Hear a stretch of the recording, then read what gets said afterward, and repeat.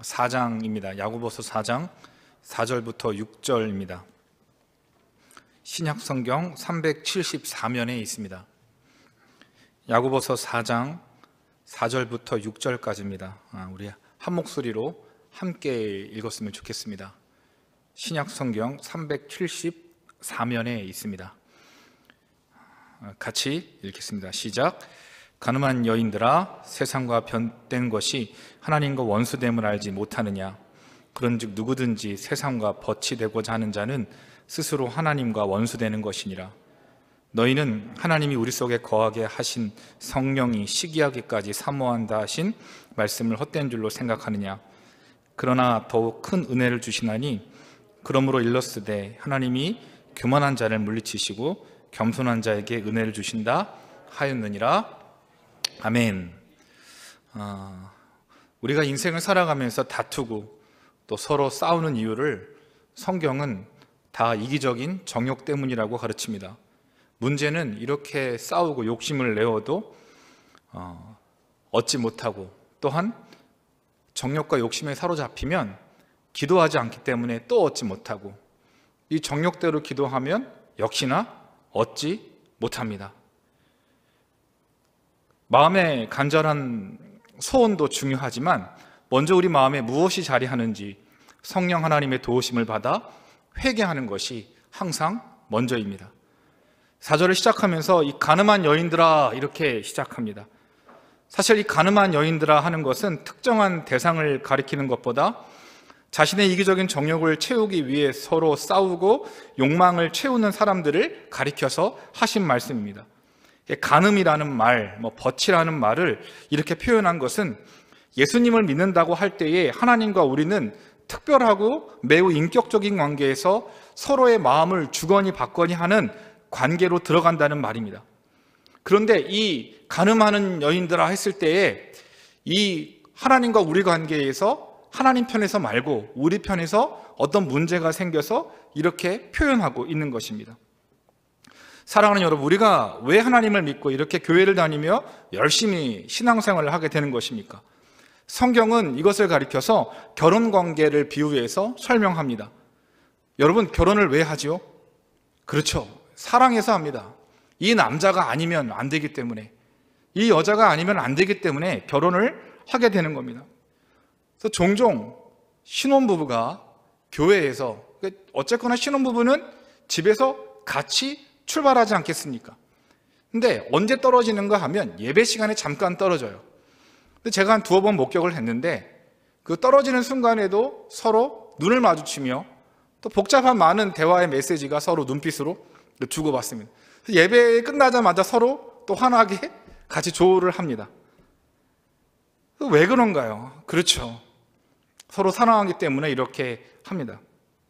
기독교인도 마찬가지입니다. 사업 관계 때문에 결혼하지 않듯이 우리가 하나님을 사랑하기 때문에 하나님의 구원에 감사하고 하나님이 아니면 안 되기 때문에 정말 우리가 신앙생활을 하는 것입니다. 사랑하는 여인이 전화하고 약속을 기다리듯이 함께 식사를 하듯이 그것이 의무가 아니듯 하나님의 말씀에 순종하고 우리의 주님과 교회를 위해 섬기는 것은 내가 원하는 일이고 기뻐하는 것이기 때문에 하는 것이지 어떤 명분에 의해서 시행되는 것이 아닙니다. 교회에 어려움이 있어도 계속할 수 있는 것은 한 가지입니다. 하나님을, 예수님을 사랑하기 때문에 그렇습니다. 그래서 우리가 신앙이라고 하는 행위는 하나님과의 어떤 관계성에서 나옵니다. 물론 우리는 연약한 육신으로 인해서 365일 약에 취한 듯이 항상 열심히 할 수 없고 또한 그런 육체의 지배를 받지만 그럼에도 불구하고 주님과의 관계성이 우리의 외적인 모습으로부터 나온다고 이렇게 성경은 가르치고 있는 거예요. 그런데 오늘 야고보 사도는 무엇을 지적하고 있는가 하면 당시 교회에서 세상과 벗된 이들이 있었고 또한 세상과 벗되지 말라고 오늘 가르치는 겁니다. 사실 간음하는 여인들아 이런 것은 굉장히 노골적으로 그런 정말 지적을 하는 말씀입니다. 여러분, 이 세상과 벗되지 말라 해서 이 세상은 우리가 살고 있는 사회나 하늘과 땅을 말하는 것이 아니고 단순히 정말 좁게 해석해서 술과 담배 그리고 특정한 범죄를 가리키는 것만이 아닙니다. 돈과 명예, 쾌락 등 자신의 정욕을 채우기 위해서 얼마든지 하나님과 관계없이 살아가는 그런 이 삶의 구조를 말하고 있는 거예요. 세상은 우리가 살아가면서 어떻게 가르치는가 하면 하나님께 기도하지 않고도 열심히 우리의 욕심을 채우기 위해서 구조를 만들고, 또한 경쟁하며 필요하면 나쁜 일을 해서라도 쟁취하는 것을 뜻합니다. 구약에 보면 이 세상과 벗됨의 표현은 우상숭배로도 이렇게 표현할 수 있고, 우리 주님께서 가르치시기를 한 사람이 두 주인, 그러니까 돈과 하나님을 겸히 섬길 수 없다고 말씀하신 것도 다 일맥상통하는 말입니다. 그래서 이 세상의 본질은 하나님을 떠나 내 정욕을 채우고 나 자신을 우상으로 모셔 나의 인생과 나의 쾌락을 위해 사는 자들을 통칭하는 말인 거예요. 그러니까 어디에 문제가 생겼는가 하면 하나님께 드리고 시간을 보내야 할 신앙생활에 문제가 생겼고, 결국 이 문제의 원인은 올라가서 세상과 벗하고 있는 우리 자신을 발견할 수 있다는 것입니다. 여러분, 그래서 하나님을 사랑하는 것, 세상을 사랑해서 벗이 되는 것은 결코 양립할 수가 없습니다. 요한일서 2장에 보면 세상을 사랑하는 자는 아버지의 사랑이 그 안에 있지 않고 정욕과 자랑을 위해 살아간다고 가르칩니다. 그래서 주님께서 이 가시밭에 뿌린 씨가 가시기운으로 좋은 열매를 거둘 수 없듯이, 이는 유혹을 받아 원래는 하나님이었지만 그 주인의 대상이 바뀐 것을 가르치고 있는 거예요. 이게 세상의 벗됨이라는 것의 정의입니다. 신명기 4장을 보면 하나님께서 사람이나 짐승이나 자연 만물을 숭배하지 말라고 말씀하셨어요. 근데 이것들은 이 세상에 다 실제하는 겁니다. 그러니까 우상을 가리켜서 사람이나 짐승이나 자연 만물을 숭배하지 말라 했을 때 이건 다 세상에 실존하는 것들이죠. 무슨 말인가 하면 우리의 행복에 더 크게 영향을 주어 세상에 벗하고 결국 무엇이 바뀌는가 하면 의지하는 대상이 바뀌기 시작한다는 거예요. 그래서 이 세상과 벗하기 전에 이 신명기 4장을 보면 한 가지 먼저 일어나는 것이 있어요. 신명기 4장 16절에 보면 스스로 부패하여 사람을 섬기고 자연 만물을 숭배한다고 가르치고 있는 것입니다. 즉 마음의 부패가 먼저 일어나고 그 다음에 외적인 실제들을 섬기고 결국 그것들을 의지해서 세상과 벗하는 그런 결과를 맞이한다는 거예요. 세상과 벗하기 시작할 때에 마치 이 세상은 우리 인생의 운전대를 딱 잡아 이끌고 다니면서 우리를 마음대로 이렇게 좌지우지하는 거예요. 그의 인생은 더 이상 하나님의 말씀이 좌지우지하지 않습니다. 그리고 하나님이 주신 참된 기쁨과 만족을 왜곡시켜서 그런 것보다는 이 세상의 것으로 다 그 자리를 대신하게 만든다는 거예요. 사랑하는 여러분, 세상과 벗하는 것이 굉장히 위험한데 그 이유는 하나님과 원수가 된다고 가르친다는 겁니다. 세상에 벗이 되고 세상의 노예가 되었을 때 하나님은 우리를 어떻게 대하시는가? 하나님은 우리의 원수가 된다고 말씀하십니다. 여러분, 주의할 것이 하나 있는데, 하나님과 원수된다는 말은 우리의 구원이 취소된다는 말이거나 아니면 인간적인 보복처럼 하나님께서 이렇게 딱 앉아있다가 이 녀석 하면서 딱 그런 게 아니에요. 마치 예수님 믿기 전에 세상과 벗하고 살 때에 하나님을 싫어하고 하나님을 밀어내며 저항했던 그런 삶의 모습들을 마치 원수가 되어서 하나님을 밀어내고 어때요? 우리의 정욕대로 행하는 것이 하나님과 원수된 본질이란 말인 거예요. 그래서 우리는 예수님을 믿고도 얼마든지 하나님을 밀어내고 하나님과 관계없는 삶을 살 수 있다고 이 야고보는 경고하는 거예요. 지금 이 야고보서를 받는 편지의 대상이 누군가 하면 우리와 같은 신자들을 대상으로 한다는 것입니다. 여러분, 잘 기억하셔야 됩니다. 세상과 벗하고 살게 되면 하나님이, 이 원수된다는 말은 하나님이 우리의 삶의 대적자가 된다는 말씀인 거예요. 성경의 하나님은 우리 기대와는 다르게 때로는 징계를 주시고 괴로움을 허락하시기도 한다는 거예요.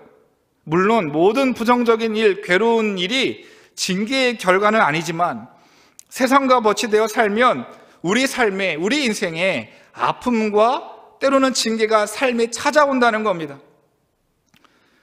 지금 거의 사용하지 않는데 과거에 이렇게 많이들 있어요. 간증을 이렇게 듣다 보면 저는 하나님께 맞았습니다. 그리고 한 60대 정도가 되면 어떤 말들을 썼냐면 하나님이 치셨습니다. 이렇게 표현을 했어요. 물론 우리가 어떤 특정한 대상을 향해 안 좋은 일, 불행한 일을 당했을 때 저 사람 하나님이 맞았다 이렇게 표현하면 절대 안 됩니다. 정말 큰 신뢰죠. 그런데 이런 말을 언제 쓰냐면 우리가 하나님의 그 믿음이 회복되고 깨달아 보니까 하나님이 그런 징계를 통해 나를 회개로 이끄셨구나. 야고보에 의하면 하나님께 맞았다 이 말이 정당화될 수는 없지만 어느 정도 일리가 있는 말씀이에요. 우리 신자들이 세상과 버타고 살면 인생의 징계를 주시고 고통을 주십니다. 그래서 하나님의 징계는요 좀 달라요. 사악한 인간의 어떤 감정 분출이나 폭력이 아닙니다. 여러분 언제나 하나님께 징계하시지만 그 징계의 목적은 뭐에 있습니까? 회개에 있다라는 거예요. 그리고 징계 안에는 하나님의 그 완전한 사랑의 강이 흘러요. 그러니까 하나님께서 우리에게 징계를 주실 때 목적은 회개이고 그 징계 안에는 하나님의 정말 강력한 사랑이 그 안에 흐른다는 겁니다. 다만 맞으면 어떻게 해요? 아프죠. 그래서 이 아픔을 통해 우리가 세상과 버타고 있다는 것을 깨닫고 돌이켜서 다시 하나님과의 그 친밀한 관계 안으로 들어가야 된다고 성경은 말씀하신다는 겁니다. 사사기들을 보면 이 이스라엘 백성들이 이방신을 섬기고 세상과 버타자 어떻게 했습니까? 하나님께서 블레셋 등 이방 나라를 통해서 이들에게 징계하셨고 이들은 다시 회개해서 회복을 얻어내는 그런 구조 안에 있지 않습니까? 마찬가지입니다. 우리가 세상을 사랑하고 하나님과 정말 동떨어져진 이 세상과 버타고 살 때에 하나님은 우리의 대적자가 되셔서 우리의 삶의 때로는 강력한 징계와 또 전능하신 하나님의 섭리 안에서 이렇게 아픔을 주신다는 거예요. 믿으십니까? 아멘. 그래서요, 이 세상과 벗된다는 건요, 전적인 나의 선택이고 내 마음의 결과라는 겁니다. 4절에 보면 세상과 벗이 되고자 하는 자는 이 주체를 성경은 외부적인 환경이 아니라 내 스스로의 선택으로 가리키고 있어요. 우리가 시험에 넘어지는 것도 유혹을 받아 넘어지는 것이고 우리가 때로는 정말 혈기와 분을 내는 것도 어떤 외부적인 결과가 아니라는 거예요.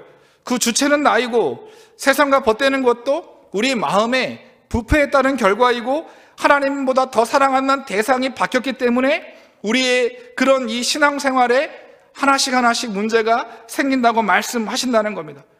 지금은요, 구원의 문제를 다루는 게 아니에요. 신자들도 얼마든지 세상과 벗대히 살 수 있다는 것을 야고보 사도는 지금 경고하고 있다는 것입니다. 우리 같이 한번 5절을 읽어보겠습니다. 시작. 너희는 하나님 우리 속에 거하게 하신 성령이 시기하게까지 사모한다 하신 말씀을 헛된 줄로 생각하느냐. 5절을 보면 성령이 시기하게까지 우리를 사모하신다고 합니다. 여러분, 시기하는 것에 우리가 일반적인 이해는 남들이 잘 되거나 배 아프고 부정적으로 생각하지만 여러분, 그런 것이 아닙니다.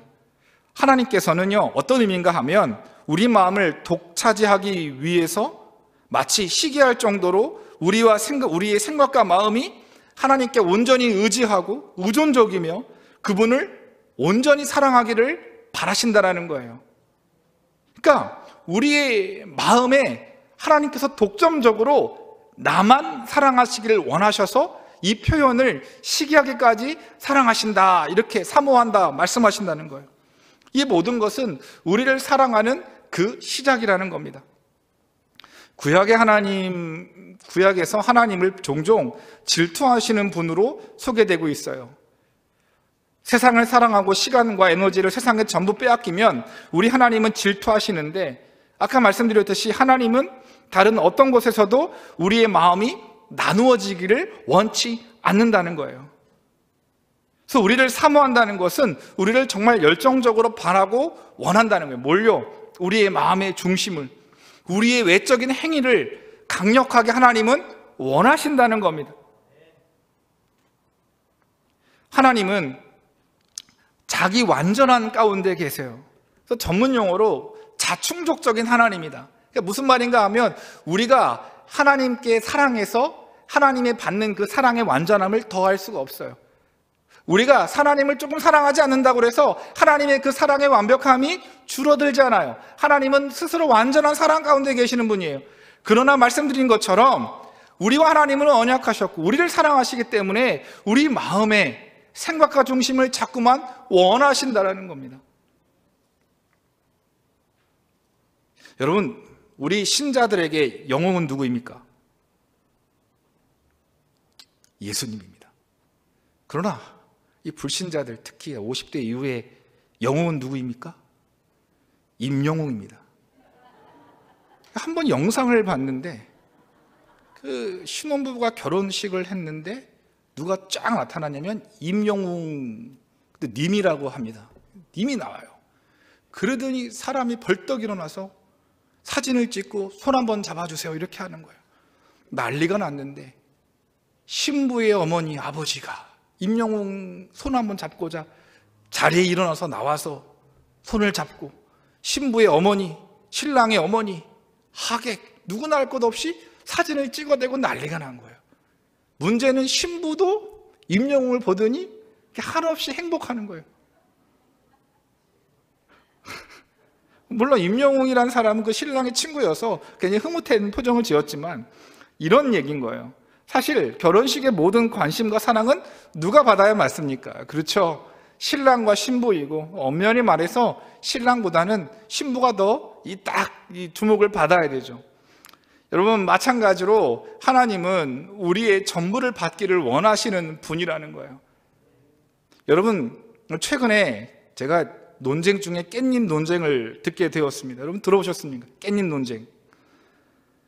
뭐 자신의 남자친구가 다른 여성의 깻잎을 잡아줄 수 있느냐 없느냐의 문제인데 뭐 있다 없다 뭐 새로운 해석도 막 내놓고 뭐 그깟 깻잎이 대수겠냐면 우리가 아주 뭐 축구공에서 조금 빗나간 걸 깻잎 한 장 차이, 뭐 종이 한 장 차이라고 얘기하잖아요. 아주 작은 단위죠.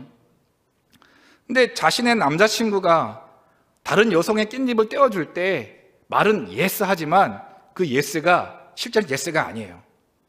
딱 보고 거칠게 딱 이렇게 딴지 쳐다봐야 돼요. 왜 그래요? 깻잎 띄워주니까 좋았어?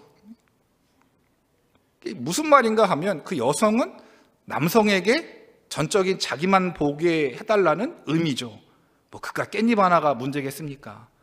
마찬가지로요, 하나님은요 큰 것에서부터 작은 것까지 우리를 원하시는 하나님인 거예요.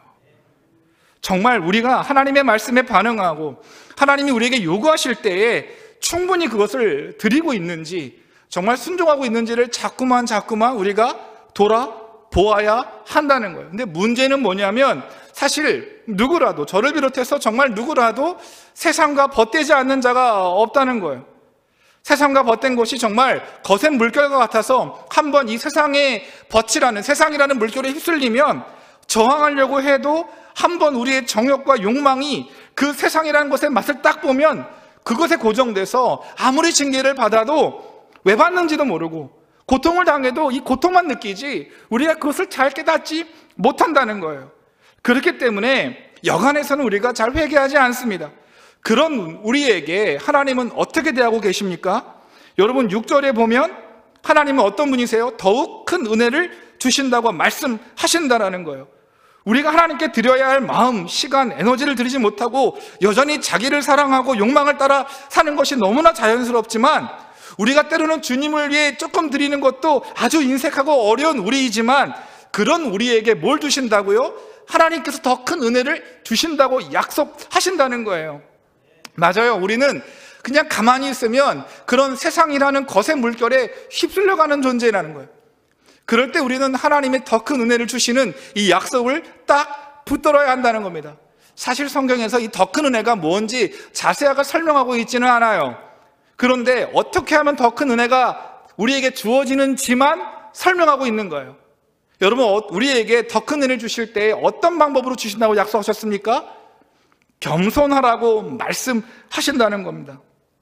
주 안에 사랑하는 여러분, 이 겸손이라는 부분들은 정말 하나님을 향하기도 하고요, 하나님이 세우신 질서와 또한 하나님이 세우신 인간관계에서도 이 겸손이 자리한다는 거예요.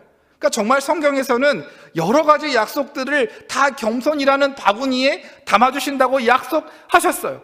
하여간 하나님께서 우리에게 은혜 주실 때는 겸손해야 됩니다. 그 겸손이라는 그 바구니 하나님이 주시기로 애초부터 약속하셨고 그것을 기뻐하셨어요. 그렇다면 오늘 겸손한 자에게 큰 은혜를 주시는데 이 겸손이 무엇일까요? 여러분, 겸손 이런 거 아닙니다. 제가 돈이 아주 많아요. 그런데 아이고 돈 많아서 좋겠습니다라고 할 때 어때요? 제가 만약에 아유 별거 아닙니다 이렇게 얘기하면 어때요? 그거 다 거짓말이죠? 그 어때요? 그들 아이고 돈 많아서 좋겠습니다. 어떻게 해야 됩니까? 그렇죠? 밥 먹으러 갈까요? 하면서 딱히 멋있게 이렇게 해야 그게 저거지 외식이죠, 외식. 얼굴 잘생겼는데 좀 못생겼어 이러면 그냥 혀를 차죠. 겸손은 우리가 생각하는 것처럼 그런 게 아닙니다. 여러분, 겸손은요 첫 번째 뭐냐면 하나님의 말씀의 빛으로 우리가 어떤 사람인지를 바르게 인식하는 데 있어요. 내가 하나님 앞에 어떤 사람인지를 보게 되는 겁니다. 정말 우리는 하나님 없이는 우리 안에 선한 것이 아무것도 없는 그런 상한 심령으로 우리 스스로를 봐야 된다는 거예요. 나는 정말 하나님 없이는 틀렸구나. 이게 하나님이 우리에게 말하는 첫 번째 겸손인 거예요. 여러분, 이사야가 성전에서 하나님의 영광을 딱 경험하게 됩니다. 그럴 때 첫 번째 고백이 무엇입니까? 하나님의 영광을 경험하자 화로다 나로 망하여뒀다 난 이제 끝났다는 거예요. 그게 하나님께서 우리에게 요구하신 첫 번째 겸손인 거예요. 내 자신을 파악하고 하나님께 가면 갈수록 험함을 많고 죄 많은 우리의 실존적인 모습들을 보게 된다는 것입니다. 두 번째로 겸손은 그저 자신의 부족함만 보는 것이 겸손의 전부가 아니라 겸손의 중요한 요소는 하나 더 있습니다. 바로 우리가 연약하고 소망 없는 존재임을 깨달으면 이 겸손이 하는 일은 하나님께 더욱 나아간다는 거예요. 하나님을 찾게 된다는 거예요. 자신의 연약함과 허물을 보게 된 자들은 절망하고 좌절하는 것이 아니라 성령께서 그 정말 좌절한 영혼에게 하시는 일이 무엇인가 하면 우리 주님을 찾고 붙잡는 겁니다. 여러분, 신약 성경을 보면 우리 주님의 구원의 은혜가 임하잖아요. 그러면 뭐라고 합니까? 그렇죠. 베드로가 뭐라 그래요? 주여 나를 떠나소서 나는 죄인입니다로 끝나지 않아요. 언제나 어디서나 뭐라고 합니까? 주여 보기를 원합니다. 주여 낫기를 원합니다 하는 정말 하나님께 간절히 간구하는 일이 바로 겸손한 자들이 보여지는 중요한 두 번째 이유라는 겁니다. 주 안에 사랑하는 여러분, 내 안에 아무것도 없음을 인정하는 것뿐만 아니라 하나님의 도움과 공급이 없으면 아무것도 안 되는 것을 깨닫고 하나님께 나아가며 도움을 구하는 것이 참된 겸손이라는 거예요. 그래서 성경이 말하는 겸손은 하나님과 사람 앞에 나 자신의 연약함을 인정하고 그것에서부터 하나님의 도우심과 체험을 딱 기대하면서 전심으로 부르짖는 것이 바로 겸손이라는 거예요. 이렇게 겸손한 자들에게 뭘 주신다고요? 더 큰 은혜를 주신다라는 거예요. 왜 더 큰 은혜를 주신다고 했는가 하면 우리가 간구하는 모든 거, 바라는 거, 또 바라지 못하는 거, 우리에게 필요한 모든 것들을 전능하신 하나님께서 큰 은혜로 우리에게 주신다고 약속하신다는 겁니다. 말씀을 정리하겠습니다. 세상과 벗대고자 하는 이유는 무엇입니까? 그것은 내가 그 교만과 정욕에 채워진다고 믿기 때문에 그런 거예요. 사랑하는 여러분, 우리의 정욕을 채우면 채울수록 여러분 우리는 만족하지 않습니다. 바닷물을 마시는 것처럼 더 구하고 더 원하고 더 확장시키고 더 우리가 정말 얻으려고 하지만, 가지려고 하지만, 싸움을 해서라도 살인을 해서라도 얻으려고 하지만 그거 채우지 못하고 결국 하나님의 원수된 자리까지 나아간다는 거예요. 예레미야는 이 세상과의 벗을 경고하면서 이렇게 하나님께서 말씀하세요. 내 백성이 두 가지 악을 행하였는데 첫 번째는 하나님 나를 버린 것과 스스로 웅덩이를 판 것이라고 말씀하시는 겁니다. 여러분, 이런 역학관계가 있는 거예요. 우리가 하나님을 버리잖아요. 그러면 하나님을 버렸다라는 건요, 어떤 것으로 이루어지는가 하면 반드시 우리가 우리 스스로 세상의 안전이란 구조를 만들게 되는 거예요. 하나님 없이도 우리 자녀를 키울 수 있는 안전함, 하나님 없이도 우리가 재정적인 독립에 대한 선언, 하나님 없이도 우리 미래에 대한 안전. 여러분, 자꾸만 우리는 하나님을 떠나 어디로 향하는가 하면 하나님 없이도 살 수 있는 그런 구조를 만들게 된다는 겁니다. 그래서 터진 웅덩이가 무슨 말인가 하면 정말 여러분 터진 웅덩이에 물을 넣어도 그것이 다 뚫려서 아무것도 없게 되듯이 여러분 결국 하나님 없는 인생은 이와 같다고 말씀하시는 겁니다. 최근에 강릉 옥계와 동해 일대가 산불로 큰 피해를 입었죠. 여러분 그 산불을 왜 나는지 알고 보니까 자연재해가 아니라 인재였습니다. 그 할아버지가 딱 그 어르신이 뭐 이렇게 딱 불을 질렀는데 방화를 했는데 주민들이 이유가 그거예요. 오랜 시간 자신을 무시했다라는 게 이유였어요. 그리고 방화를 저질렀고 뭐 한 명이 죽고 수십 년간 된 나무가 탔으며 또한 수십 채의 불들이 정말 뭐 다 전소됐고요. 또 게다가 감옥에 오랜 시간을 보낼 것입니다. 본인이 그 불질렀을 때 그게 알게 됐을까요? 마찬가지 우리는 이 세상과 벗대고자 하는 그 시발점이 이런 결과를 가져오게 될지 모른다는 겁니다. 겸손히 하나님의 은혜를 구합시다. 무엇보다 지금 40일 릴레이 금식 기도회가 진행되고 있잖아요. 여러분 간절히 기도하시길 바랍니다. 이 기도가 우리 겸손의 모습이며 또한 하나님의 약속, 더 큰 은혜를 주실 줄 믿고 정말 겸손히 하나님께 금식하며 또한 하나님께 나아가는 여러분 되시기를 주님의 이름으로 소망합니다.